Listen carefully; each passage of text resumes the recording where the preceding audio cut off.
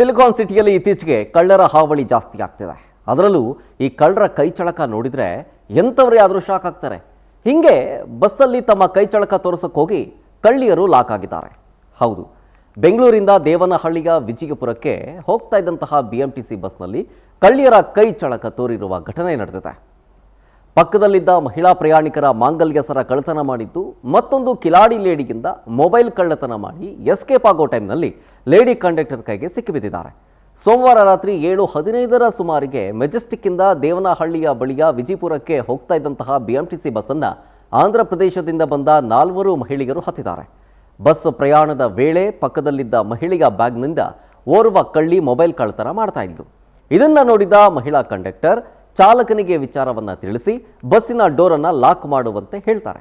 ಬಳಿಕ ಪೊಲೀಸರು ಬರೋ ತನಕ ನಿಲ್ಲಿಸಬೇಡಿ ಬಸ್ಸನ್ನ ಅಂತ ಹೇಳಿರ್ತಾಳೆ.